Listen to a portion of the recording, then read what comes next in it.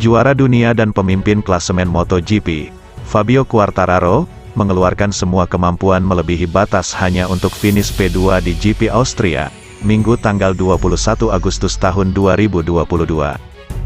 Pembalap tim pabrikan Monster Energy Yamaha itu memang sudah menghadapi tantangan berat sejak kualifikasi MotoGP Austria, Sabtu tanggal 20 Agustus tahun 2022.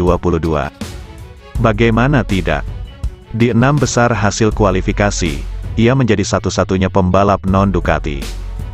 Start dari grid kelima tidak membuat mental Quartararo anjlok.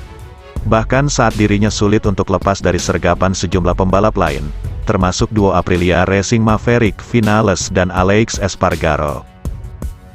Namun setelah melakukan duel sengit dengan sejumlah kesalahan yang dilakukan Jorge Martin, Prima Pramac, dan Jack Miller, Ducati Lenovo berhasil dimanfaatkan Quartararo. Hanya sekira 3 lap sebelum lomba berdurasi 28 lap itu berakhir, El Diablo berhasil merebut P2 dari tangan Miller, dan mempertahankannya sampai finish. Balapan yang sangat berat, seperti saat kualifikasi. Untuk melewati lawan saja, saya harus menunggu pembalap lain melakukan kesalahan. Tutur Quartararo setelah balapan. Saya rasa ini salah satu balapan terbaik yang pernah saya ikuti, karena Grand Prix ini sangat sulit. Saya harus mengeksploitasi semua kemampuan sampai di luar batas. Balapan benar-benar berat San, saya harus mengambil risiko mengalami kecelakaan karena setiap lap sudah seperti kualifikasi.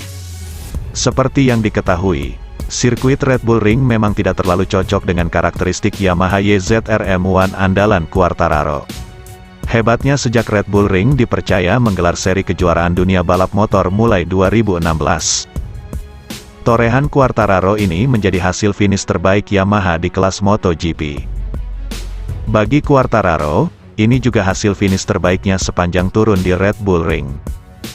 Ia tidak pernah finish podium di Red Bull Ring selama turun di kelas Moto2 antara 2015 sampai 2018. Di MotoGP, sebelum hasil pada Minggu siang, finish terbaik pembalap asal Prancis itu di Red Bull Ring hanyalah podium ketiga GP Austria 2019 dan GP Styria 2021. Trek ini sangat berat karena banyak titik akselerasi. Setelah beberapa lap awal kesulitan, saya mampu melakukan comeback bagus. Jika mampu mendapat posisi start bagus, mungkin saya bisa berduel bagus dengan Bagnaia di depan, kata Quartararo. Meskipun begitu saya sangat senang dengan hasil GP Austria kali ini. Apalagi menjelang akhir balapan saya berhasil mengambil posisi Jack Miller di Chicane. Saya mengerem keras dan mengejutkannya. Saya yakin ia pasti tidak menduga saya melakukan manuver seperti itu, pungkas Quartararo yang kini masih kokoh berada di puncak klasemen MotoGP.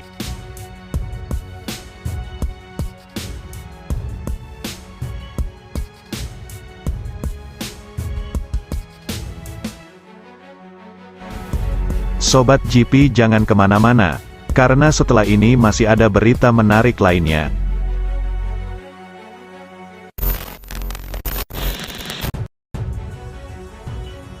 Ducati kembali menunjukkan tajinya dalam sesi perebutan posisi start terbaik. Enea Bastianini berhasil mengklaim start terdepan untuk kali pertama di MotoGP Austria. Sirkuit Red Bull Ring benar-benar arena bermain bagi kubu boloknya. Setidaknya ada 6 motor Desmosedici GP22 dalam 10 besar. Lagi-lagi yang bisa menantang pabrikan Borgo Panigale adalah Fabio Quartararo.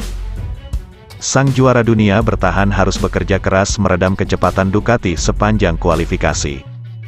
Adapun sesi awalnya sempat dikuasai Aleix Espargaro, sebelum kemudian digusur oleh Jack Miller, yang mencetak 1 menit 28,898 detik. 2 menit tersisa, Francesco Bagnaia seolah tak mau ketinggalan. Pembalap yang akrab disapa Peko itu membubuhkan lap time 1 menit 28,796 detik. Pada saat yang sama Quartararo sedang menempati urutan ke-7. Mengira bahwa status pole sitter bakal diklaim Bagnaia.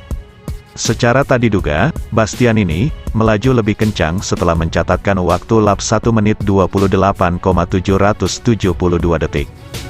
Ini merupakan pole position perdana bagi La Bestia, sejak grid kedua di Qatar. Sementara itu, Bagnaia dan Miller akhirnya harus puas tempati start kedua serta ketiga, diikuti Jorge Martin. Sedangkan juara dunia bertahan Quartararo hanya mampu menduduki posisi kelima, berjarak 0,231 detik dari Bastianini.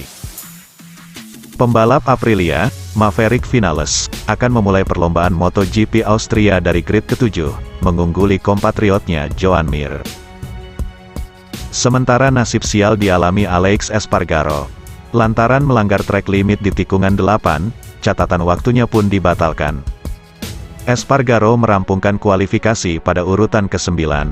Kemudian melengkapi 12 besar adalah rookie Fabio Di Giannantonio, Alex Rins serta dilanjutkan pembalap pabrikan KTM Brad Binder. Satu insiden kecelakaan mewarnai fase kualifikasi pertama.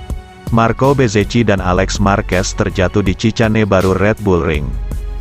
Bez tersungkur lebih dulu, yang lalu memicu rivalnya dari LCR Honda mengalami crash. Lebih lanjut, hingga seri ke-12, perebutan titel 2022 mengerucut antara tiga nama. Fabio Quartararo sebagai pemuncak klasemen sementara dengan torehan 180 poin, diikuti oleh Alex Espargaro 158 poin, dan Francesco Bagnaia 131 poin.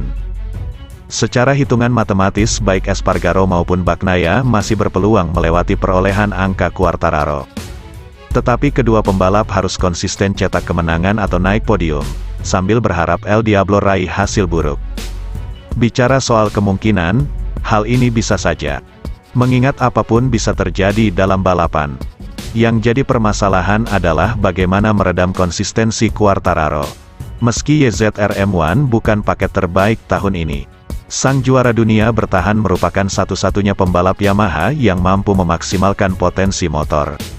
Quartararo juga dapat mengimbangi kecepatan dan kekuatan barisan penunggang Ducati Desmosedici GP22. Jadi tinggal tugas Yamaha untuk terus memberikan setup yang tepat kepada andalan utamanya tersebut. Kemudian, tak dipungkiri bahwa Espargaro menjelma sebagai penantang gelar juara adalah sebuah kejutan. Menengok pada catatan masa lalu, Aprilia adalah pabrikan yang identik terhadap barisan belakang. Keberadaannya yang serasa pelengkap grid turut menjadikan skuad Noal jarang dijagokan sebagian besar penggemar MotoGP. Namun itu dulu. RSGP sekarang kompetitif. Terakhir, soal Bagnaia, peluang menjadi kampiun sempat tertutup saat alami DNF di Sachsenring, yang membuatnya berjarak 91 poin dari Quartararo. Tetapi asa Pecco terbuka ketika rivalnya gagal finish di Assen, serta hanya posisi ke-8 di Silverstone.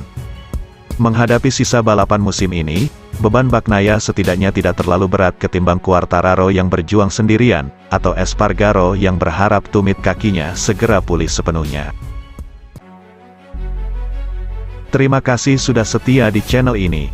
Nantikan ulasan-ulasan menarik lainnya dari channel FMGP.